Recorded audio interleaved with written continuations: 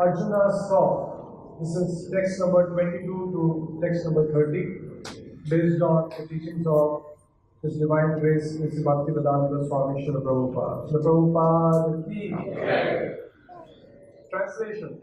The different manifestations of Lord Shiva, the Adityas, the Vasus, the Sadhyas, the Vishwadevas, the two Ashwins, the Maruts, the forefathers, and the Gandharvas, the Yakshasas, Asuras, and all perfected demigods are beholding you in wonder.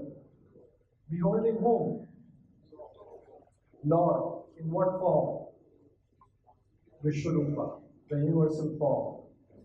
So, who all are beholding? Lord Shiva, the Adityas, the Vasus, and all the great demigods, they are beholding the form of Lord. So the question was asked last time, did everyone saw that form? The answer is yes. O mighty armed one, all the planets with their demigods are disturbed at seeing your many faces, eyes, arms, bellies and legs, and your terrible teeth. As they are disturbed, so am I. So it was not a very pleasing sight. The Lord in His 200 form, Shyam Sundara, or the 400 form. In fact, Arjuna later on pleads the Lord, requests the Lord, so that he can get that vision of the 200 form. The all-pervading Vishnu, I can no longer maintain my equilibrium, seeing your radiant colors fill the skies and beholding your eyes and mouths, I am afraid. In the Bhagavad Gita, there is a verse in which Arjuna asks Krishna, what are the symptoms of a pure devotee? What does he speak? How does he speak? How does he behave? And it is very important for us to know the symptoms of a pure devotee. A self-realized soul. I've been talking about in many sessions, because we are not conversant with the science, many people are getting royally cheated in the name of spirituality.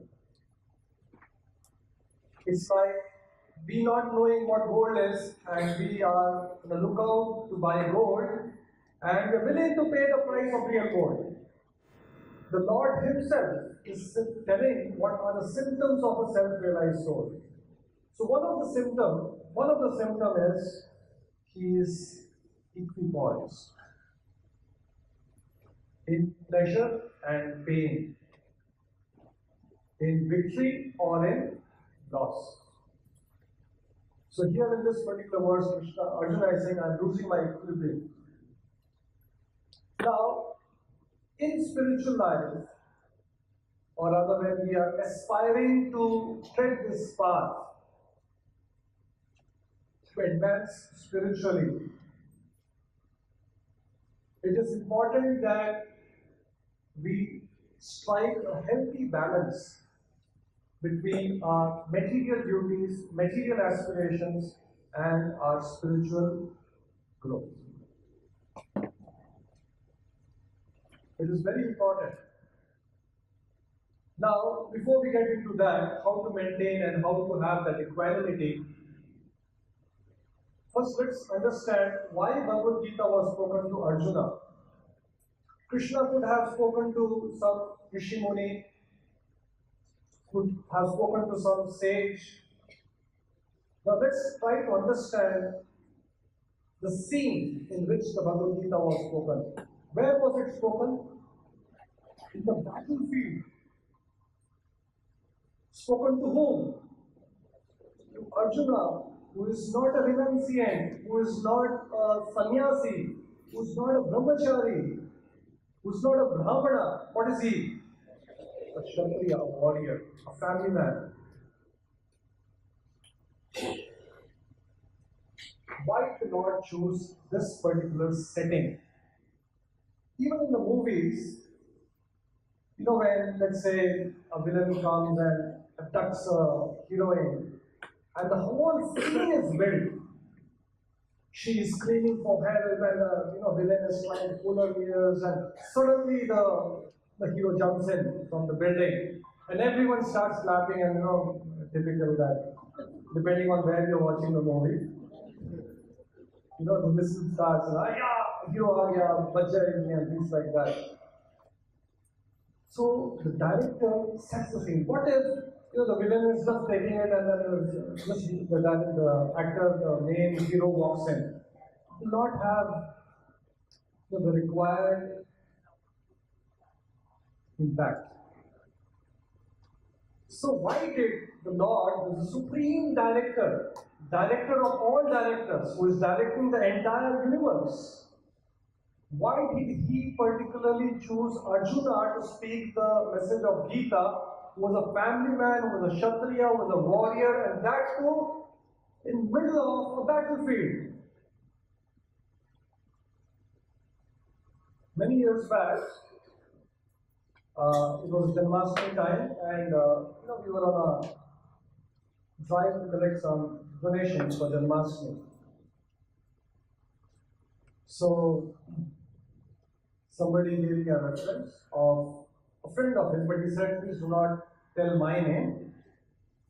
Generally, people want to give reference, but somehow not very comfortable in giving a reference. So he said, he is a very nice gentleman, he will definitely donate, you kindly approach him. So this office was in a multi-storied building. I somehow reached the building, but the security guard won't allow. And I could see that there was strict security, and everyone who was coming in, they were supposed to fill a slip, and the call was made to the reception, and it was inquired what the person. But somehow I could, enter that building. Don't ask me how. Sometimes you have to, not illegal means, but you have to use intelligence.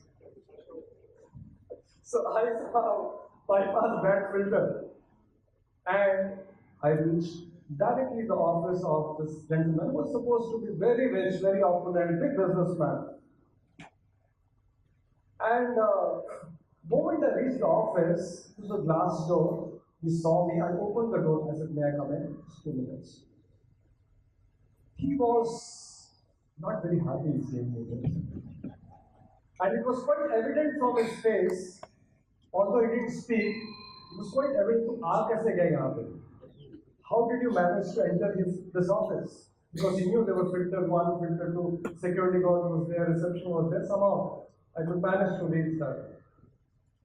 And then I could see from that glass door, he was having a phone in his hand, and then the other hand he was writing something. The secretary was standing right in front of him. He was trying to speak to her, give her some dictation, parallelly doing many things. And it was around 11:30 in the morning.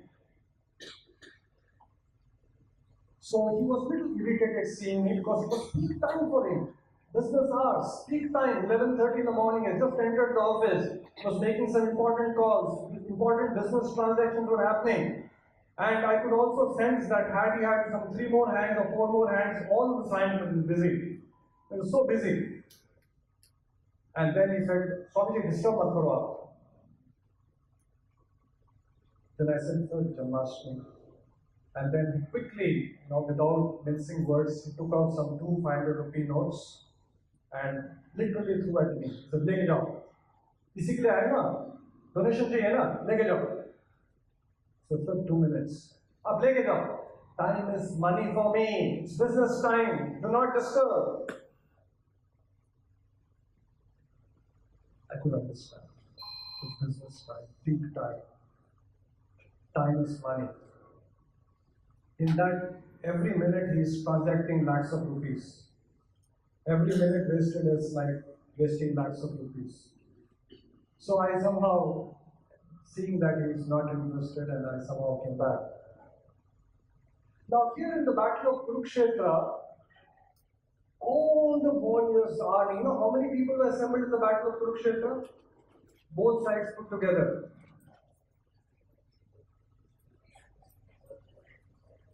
64 crores. and the battle is about to begin. Just imagine when you have a World Cup final. All the teams have been competing for last 15 days, preparing semi-final, quarter-final, knockout stages, and finally two teams reaches the final. In the final moment, all the focus is there on those two teams. The final match of a championship is happening, and it's very crucial. All the teams have worked very, very hard for days together to practice, somehow to reach that final. Likewise, the battle is about to begin. The armies have gathered. And at that moment when Arjuna expresses that, should I fight, should I not fight? It's a lose-lose scenario for me. It's better for me to live by begging than fight and kill my own relatives. What's the use of the kingdom? Even if I win this kingdom, it will be tainted with the blood of my own relatives. And finally he says, Krishna, I will not fight. And at that crucial moment, 64 lakh armies have assembled. The battle is about to begin. The bugles, the conches have been blown. Krishna speaks the Gita to Arjuna. Somebody was asking me last time, how much time was that? It is said that 2-3 versions, but it is said that 90 minutes, 1.5 hours. Now imagine the most prominent Kshatriya of those times, Arjuna, a warrior, a family man, in that battle which is very crucial. It's a life-death scenario, not for himself. The entire group of soldiers were assembled in the battlefield. He has to make a decision to fight or not fight. It will be life and death decision for so many crores of people. Krishna spoke the message of Gita, and Arjuna spent those 90 minutes hearing them. Which means to say, the scenario is said, means to say that this is the gravity or the importance of that message. It is not for, you've gone on a pilgrimage, Rishikesh, some katha sun rahe hain. It is that crucial message, and it was spoken to a family man. 99.9, last time I mentioned, of the world's population. It's a family, grahastha, they're married. So Krishna wouldn't have spoken a message in that scenario had it not been important, had it not been relevant. So this message which is there is not just for Arjuna, it's for all of us. It's not just for people like us who are practicing spirituality, it's for everyone. Now, why this message is important? Because in life, we all will go through ups, downs, pleasure, pain, good times, bad times. Krishna is giving practical tips how to handle those challenges. So, in the Gita, Krishna talks about Sadhya. Sadhya means the goal, the purpose of life.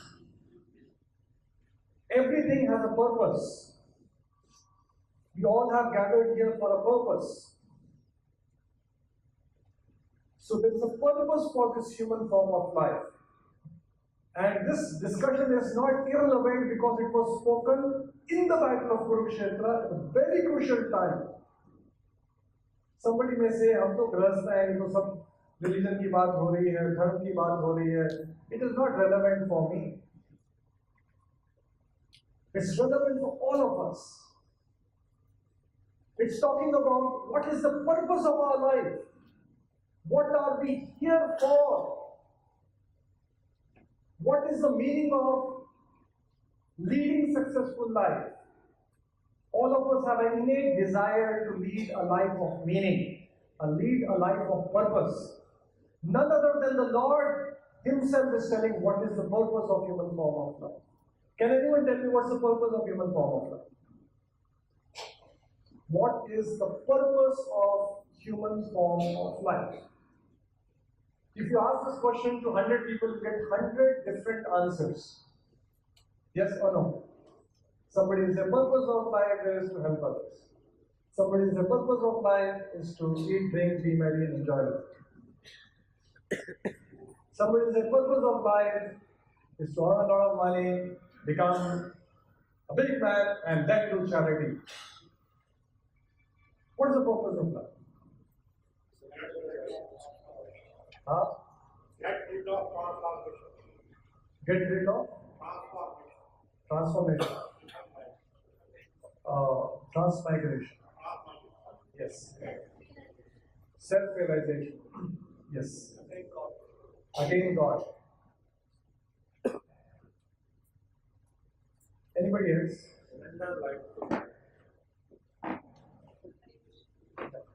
So first let's put what is it to understand who I am, and then understand what I'm here for, and then to find the relationship with the God. This is the only platform that we get to question ourselves and find ourselves. Okay. So basically, self-realization. Understand who I am, who God is, what's my relationship with Him, and revive that relationship. Isn't it? Something very similar. Purpose of life is to lead a life of purpose. Now the next question, what is life of purpose? Is to revive our lost relationship with Lord. Right now we are in this material world, we have forgotten the Lord, we have been overpowered by various materialistic desires, we have attracted various impurities, anarthas, attachments. In the process, we have forgotten God, revive that lost relationship, and ultimately go back to our original home, the kingdom of God. So that is Sadhya. Sadhya means the purpose. And to achieve that Sadhya, we require a process which is called Sadhna. So I'll come to that. This verses is more about what he saw. It's more of technical things. So and so person saw so and so things. So many people saw that there was a builder and all these things. So we will definitely cover all this, but we will also spend time understanding what is the Sadhya and what is the Sadhana. It may not be directly related to these verses, but relevant for all of us. O Lord of Lords, for refuge of worlds, please be gracious to me. I cannot keep my balance, seeing thus your blazing death-like face and your awful teeth. In all directions I am bewildered. And here Krishna is talking about, Arjuna is talking about keeping balance. Now to achieve the Sadhya, which is the purpose of human form of life, we have to strike a good balance between our material duties or material obligations and our spiritual aspirations. Neither too much nor too little. We cannot neglect our duties, nor in the name of duties, I have no time for any spiritual practices. Strike a healthy balance. So we have the Sadhya, which is the goal, which is very important for us to achieve in human form of life. That will make our human form of life meaningful, purposeful. And to achieve that, we have a process which is called Sadhana. And Sadhana is what we all have to do while we are in this human form of life. Now, Sadhana has 4 important components.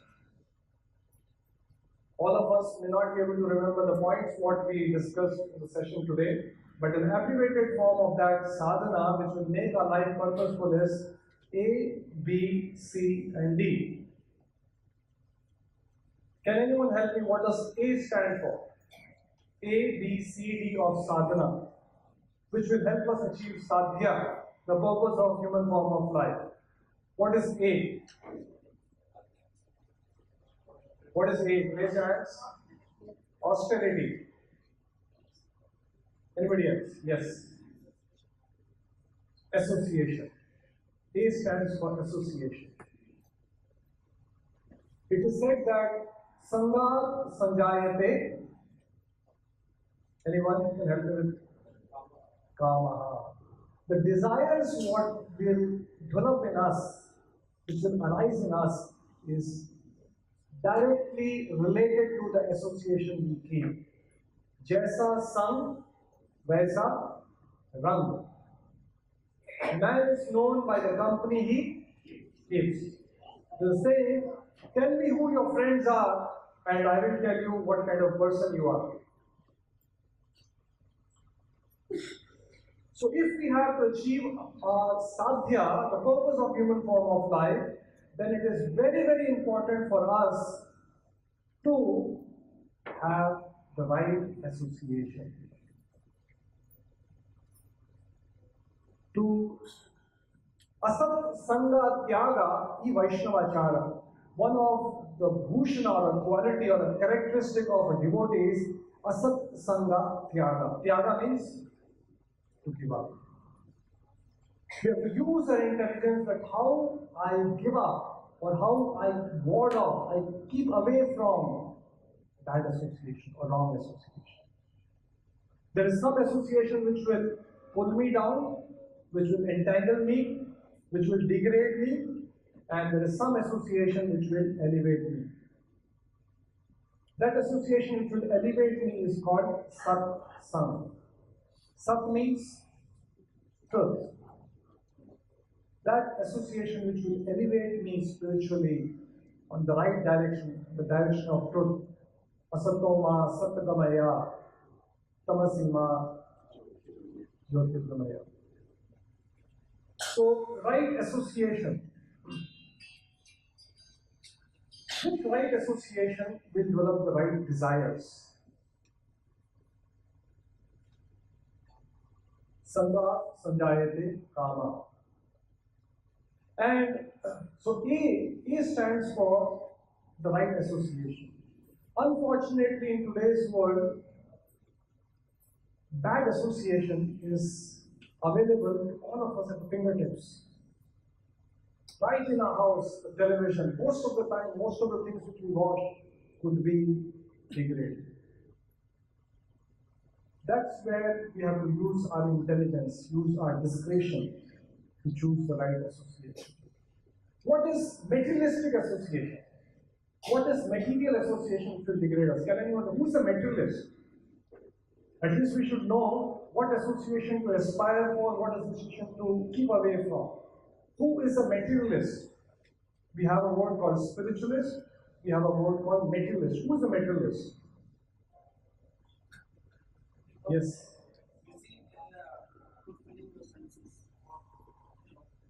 Who thinks that matter is all in all? There is no spirit, there is no God, there is no previous life, there is no afterlife. This life is all in all. Goal of life is eat, drink, be merry, enjoy life. There is no Sadhya, there is no Sadhana. Whatever gives you happiness, do it. Just do it. Enjoy life.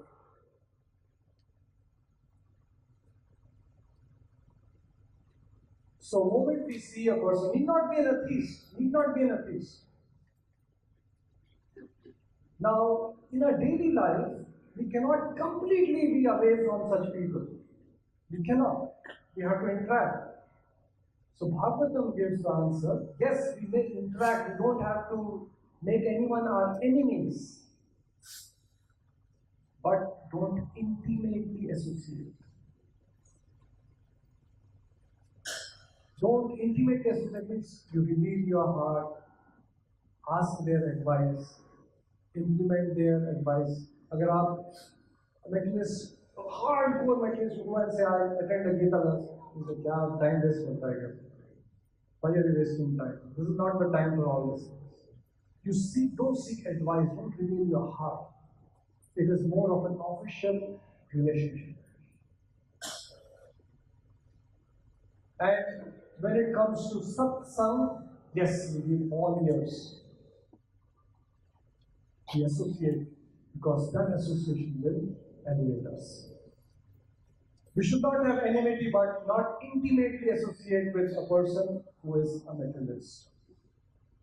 Now, unfortunately, that association is available to us on fingertips. So we have to exercise caution. Now, B stands for books, or scriptures. So A is association, B is books. Why do we need to read or associate with acharyas through their vani, through their teachings, through the books what they have written? Why? Now, our intelligence has predominantly two functions.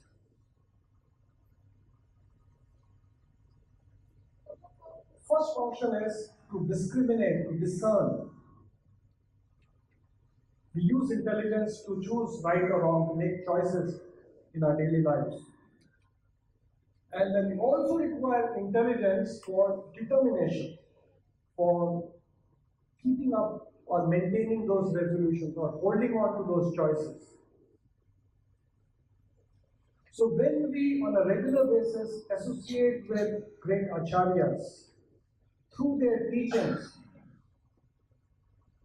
have them as role models in our lives, follow in their footsteps, then our intelligence gets strengthened. With that strong intelligence, we will be able to make right choices. Choices are every day, every moment, choices are thrown in front of us.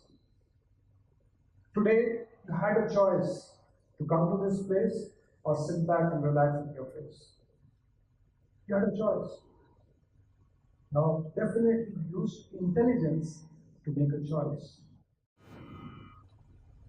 Maybe better rather than just sitting back at the home and watching television, let me go and give. Mind would have said, they asked for thaka hua hai, or mind would have said, hey, abhi kaam pade hai. Mind would have said, no, let's go to the market, you have to do some purchases. Tomorrow again, you have to go to the office. But the intelligence says, no, this is important. So to strengthen the intelligence, we require regular shravana or reading or hearing. So we have the mind, we have the senses, we have the intelligence, we have the ego, and we have the soul. I just spent a little time explaining you the hierarchy. Krishna also talks about hierarchy of self.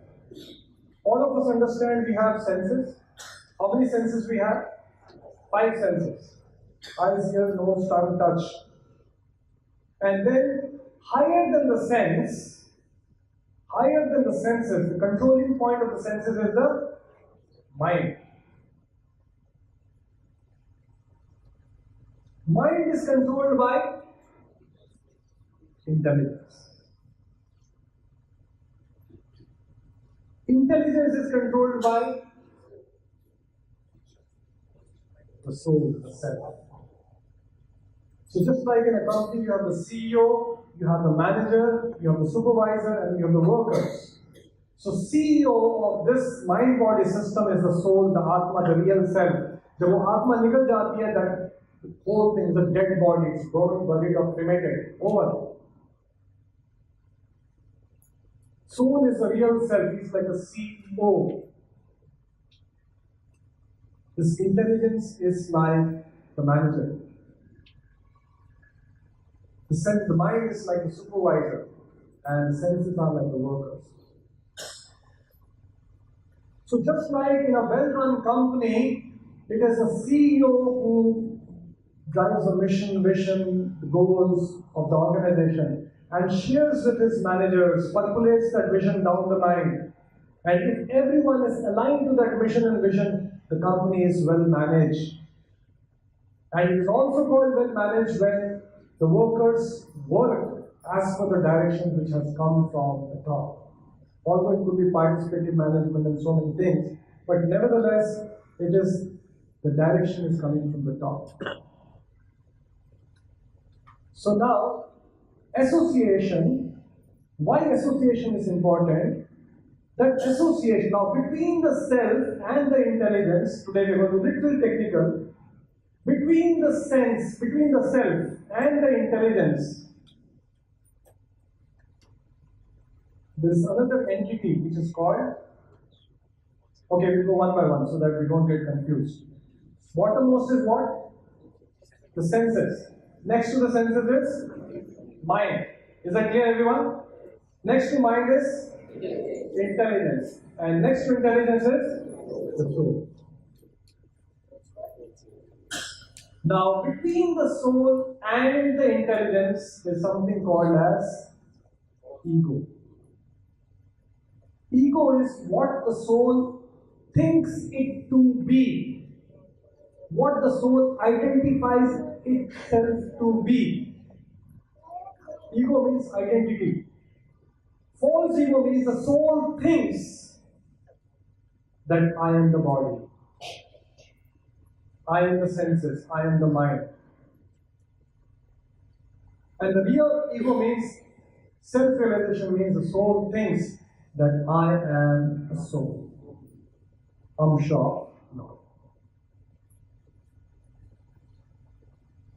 This bodily concept where we identified ourselves with the body because of false ego is the root cause of all misery in this material world.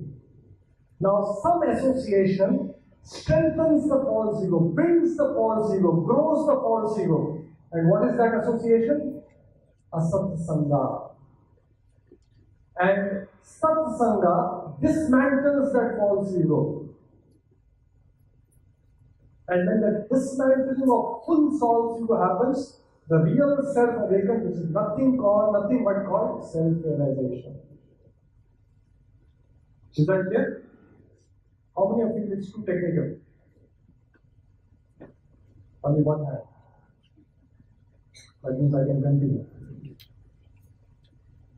So, why A is required of A, B, C, D? Why A is required? To dismantle false ego. Why B is required? Books? To strengthen the intelligence. The intelligence has two functions. What are the two functions? To discern, to discriminate, to make the right choices. And determination, to hold on to the right choices. For example, I may make a choice tomorrow morning, I'll get up at 5 o'clock. You make that choice. But when the alarm rings,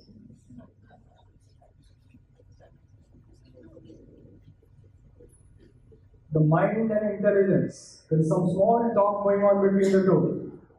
Thoda sa. कल रात को late सोया थोड़ा सा 5 minutes more.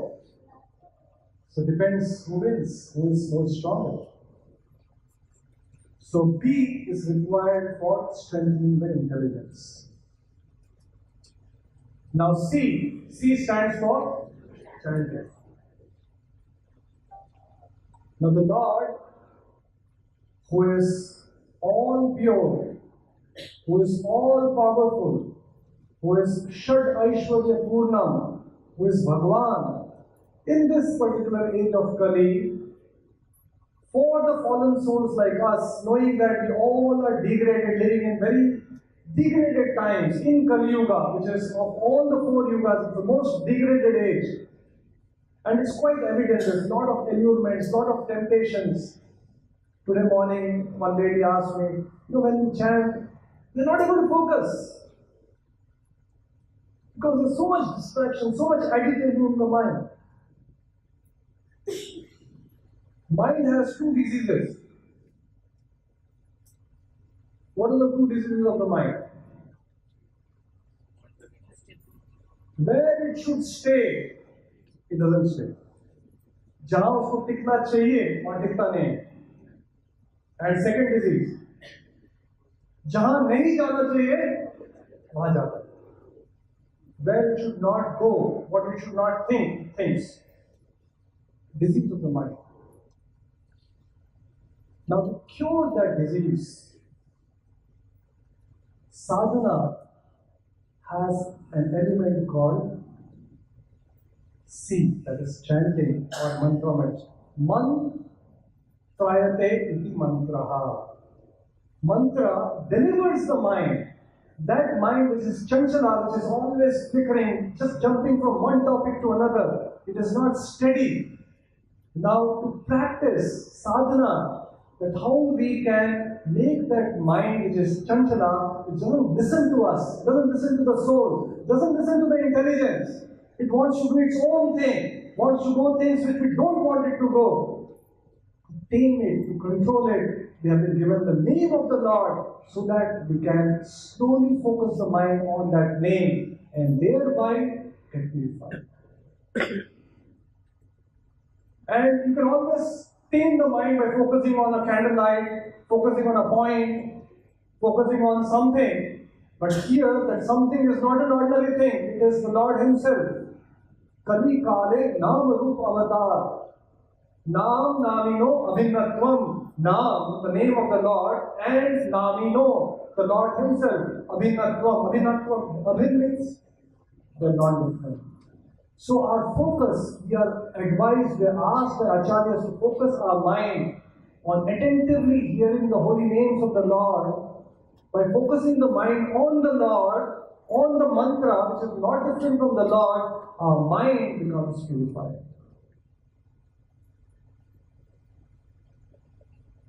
So let's recap. For Sadhya, to achieve the purpose of human form of life, which is to purify ourselves, to dismantle the false ego, to revive our pure consciousness, real consciousness, which is also called self-realization, that is sadhya, that is the purpose, for which we require sadhana, which has 4 components. What are the 4 components? A, B, C, and D. A stands for association. Association dismantles false ego. B stands for books. Dismantles, strengthens the intelligence. What are the 2 functions of intelligence? Discrimination and determination.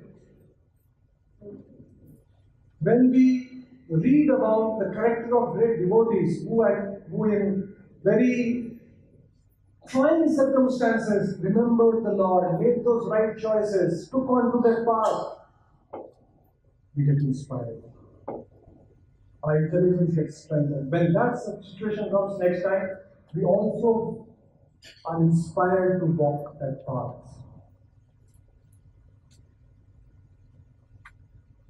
So B is the books which we have to read on a regular basis, and that way our intelligence gets strengthened.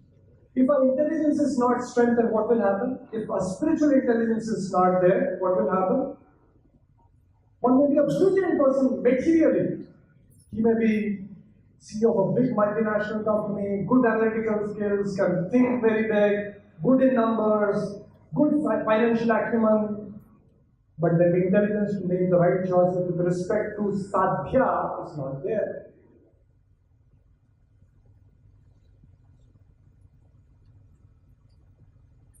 So C stands for chanting. Now chanting, by doing mantra meditation, mantrayati mantraha, by focusing the mind on chanting the holy names of the Lord, it strengthens or purifies the mind. Mind which has the disease of not sticking to a particular thing which we want to stick to. Like, for example, chanting. We want it to be focused on the holy name, it doesn't stick. In fact, when we start chanting, we realize we have a problem. Yes or no? Like autopilot mode pe ja raha. In fact, there's a book called, probably would have heard about The Power of Now, Cartule. He talks about the greatest addiction in the world. And addiction is addiction that you cannot stop thinking. Continuously you're thinking, you're not even aware of that I'm thinking. It's an addiction. cannot stop. Addiction is what cannot stop drinking, cannot stop eating. Addiction, which all of us have, cannot stop thinking. So this chanting process is like the medicine which removes the disease of the mind. Now, when you go to a doctor, it's not that he gives a medicine and then tomorrow onwards you recover. Depends on how much disease you have. Sometimes you have a course for 5 days, you may have a course for 1 month, sometimes you may have a lifelong course. Doctor may say, now you have diabetes, for the rest of the life you have to take these 2 tablets. So, we have this as a medicine, chanting. And D stands for, please raise your hands. D stands for, yes, Nitin. Deity worship. Deity worship, yes. Huh? Dharma Rakshak. Determination. Determination हो गया. My devotion. Anybody else? Yes, Sunil. Huh? Darshana. Detachment. Anybody else? 100 people gathered, 100 answers. Okay. D stands for Deity, also stands for Diety. Now, I was asked a question last week. I didn't answer deliberately because we had relatively lower attendance. Why deity worship? Because there are many spiritual paths which they don't advocate at all. In fact, they dissuade. Kabir Das said, "Patthar puje Hari mile to main puju pahad." What is the use of worshipping Patthar? What is deity worship? And why it is an essential element of sadhana which will help us achieve Sadhya, which is the ultimate goal, the purpose of human life. Diet or deity worship. Now, Lord is all spiritual. Just like, when a person dies in the family, all the relatives in the home, they're crying, mourning, so on, grief-stricken because the person has died. The body is right in front of their eyes. But all of them are saying, it's gone, and it's crying and all that. Who is gone? The body is there. All the cells which constitute the body are still there. All the crying is gone. What is gone is the soul, which actually we have not seen.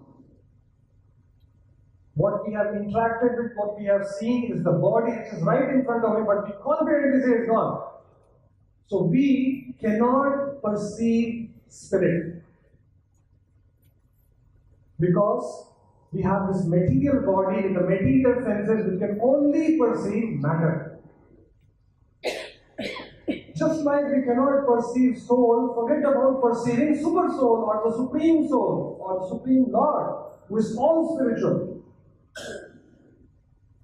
With our blunt material senses, with our blunt material eyes, we cannot perceive the Lord who is all spiritual. Now, imagine a scenario. The Lord is all spiritual, He is very merciful, and we have this material eyes, this material body, which is unqualified to see spirit. It can see only matter. And some souls have a desire to serve the Lord, to perceive the Lord, to relate with the Lord. So the Lord, out of His kindness, out of His magnanimity, out of His mercy, descends in a form made of matter, material elements. Yet, it is all spiritual. How is it possible? How can a deity made of stone, wood, or metal be the Lord Himself? Now, 2 examples. We have covered this earlier, just I briefly touch and move on. Demonetization happened. Just a day before demonetization, it was a 1,000 rupee note.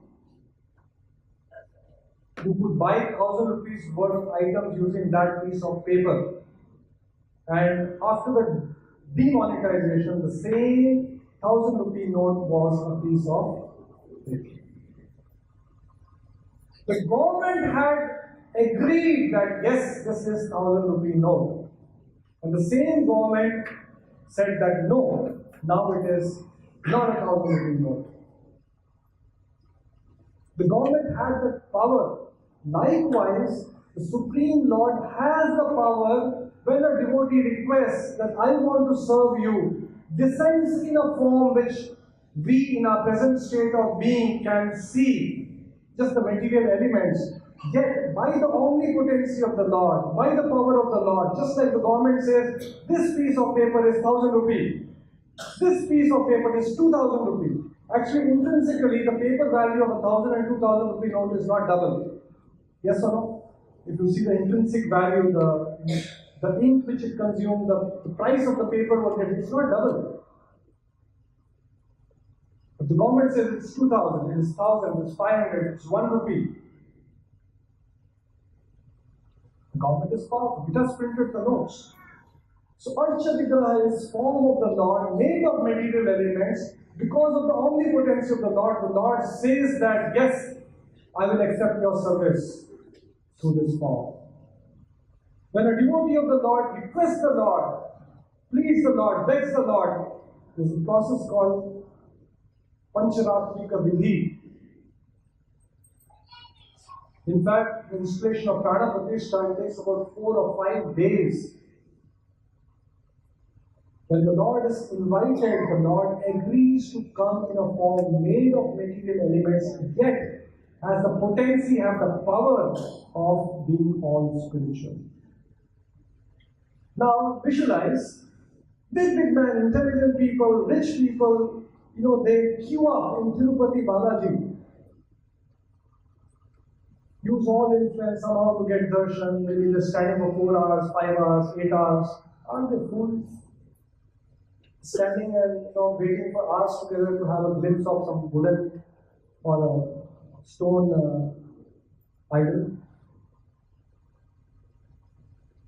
So the deity form of the Lord gives us an opportunity. Now we talked about ego. Yes, we talked about ego is dismantled using A, association. Intelligence is strengthened using B, books, daily reading, daily shravanam. The mind is purified using chanting.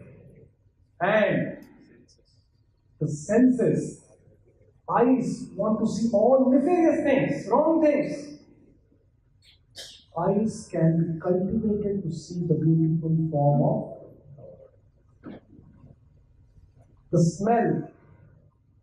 The nose can cultivate smelling the beautiful aroma, the incense, the wicks which are offered to the Lord, the flowers which are offered to the Lord.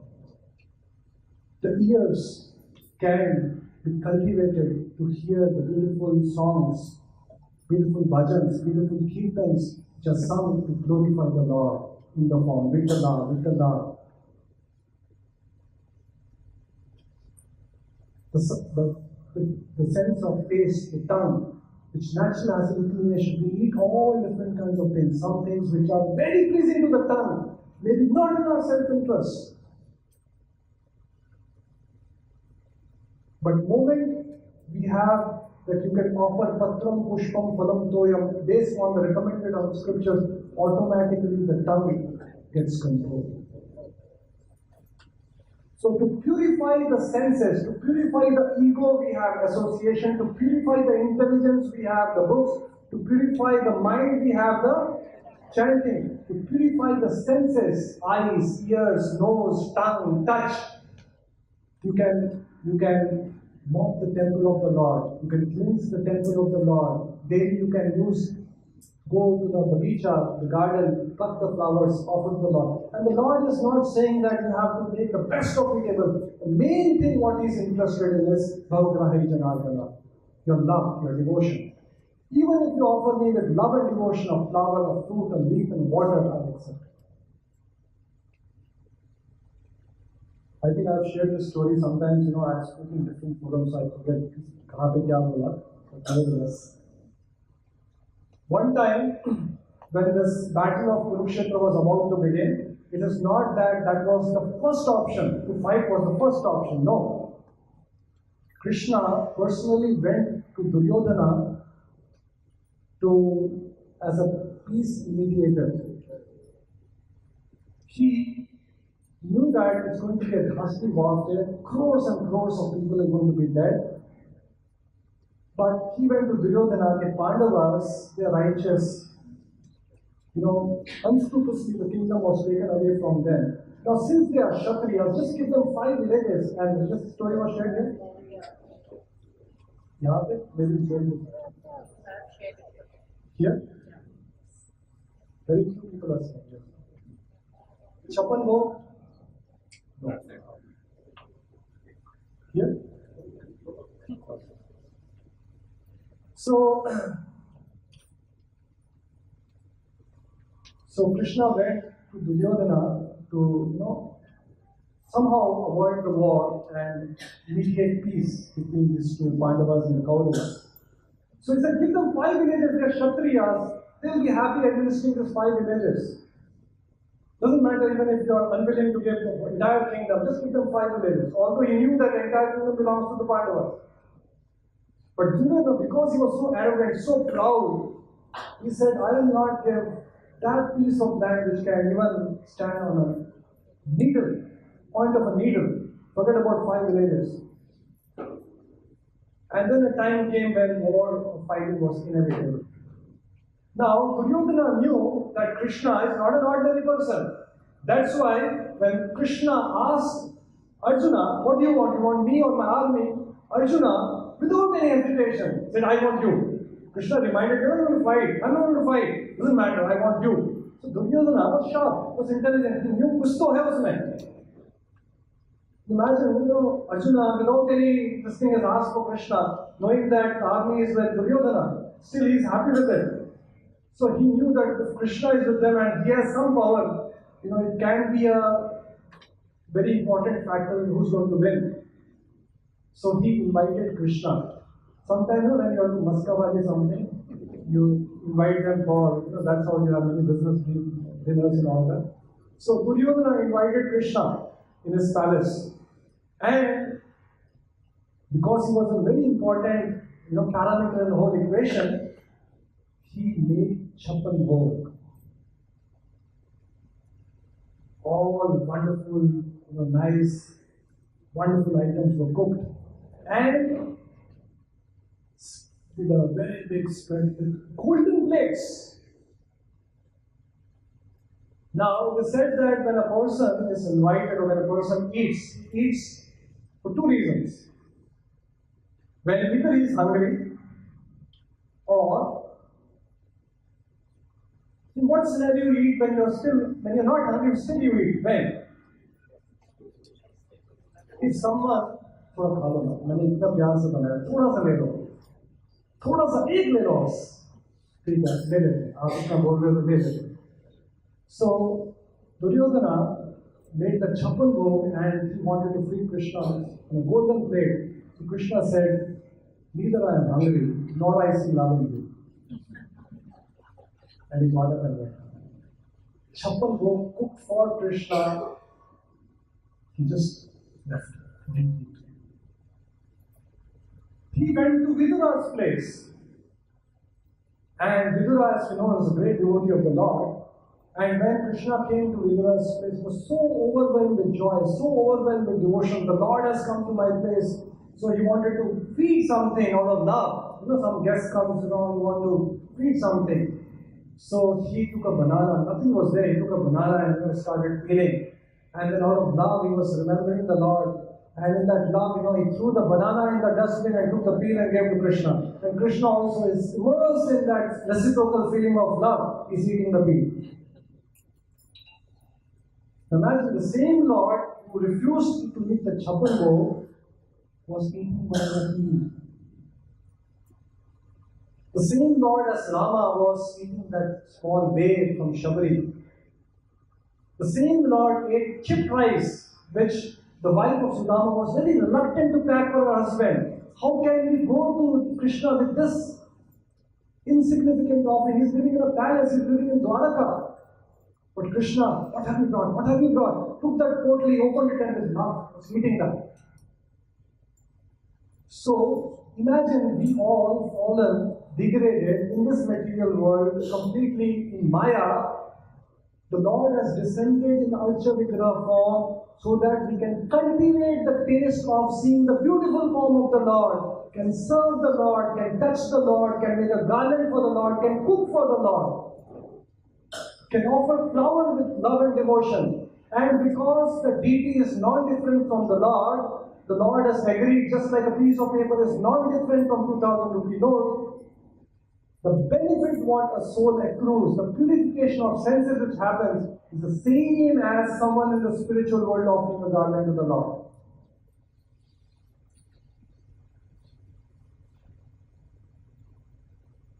Same benefit what Vidura got by feeding the Lord, we all can get sitting in our home. Because of our devotion? No. Because of the cosmos mercy of the Lord. He descends in a form which we can see, which we can be, which we can garland, which we can decorate, which we can offer flowers to.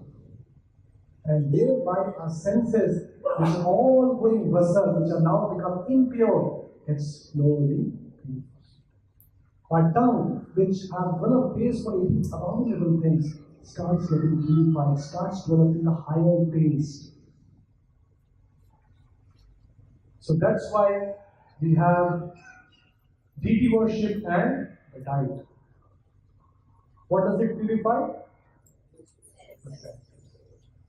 So here we have the soul which has got entangled in this material body, which has the senses which have become impure, the mind which is chanchana, the intelligence which has lost its power of discrimination, making wrong choices, and the false ego which have gone very big, thick, flat. This sadhana dismantles all that, strengthens the intelligence, purifies the mind, purifies the senses, and dismantles the false ego. Now, the balance is just like Arjuna was spoken the Gita, the message of Gita, the control of senses, the control of mind, which Krishna is talking about all throughout in the Gita, is not meant only for people like us. It was very much relevant for Arjuna, same way it is very much relevant for one of you. Now we have to learn the art how, while doing our worldly duties, we simultaneously find ways and means to do the sadhana so that we can also do some progress in the direction of Sadhya. All of the progress what we make actually is not going to come with us. The bank balance is not going to come with us. Your name and fame is not going to come with us. The strong and stout body which we have built by going to gym every day is not going to come with us. But what's going to come with us is the advancement what we have made. All the sons of Dhritarashtra, along with their allied kings and Bhishma, Drona and Karna, all our soldiers are rushing into your mouths, the heads smashed by their fearful teeth. I see that some are being crushed between your teeth as well. Now this is an indication, as Krishna is saying, that all these enemy soldiers, Bhishma, Drona, Karna, all the soldiers are rushing into the mount, heads smashed. So this was an indication that eventually, even before the battle began, Arjuna would get a sense that finally he will be victorious. Although it will be at the cost of many people dying, losing their lives. As the river flows into sea, so all these great warriors enter into a blazing mount and perish. Text 29. I see all people rushing with full speed into your mouths as moths dashing into a blazing fire. Text 30. O Vishnu, I see you devouring all people in your flaming mouths and covering the universe with immeasurable rays. scorching the world, you are manifest.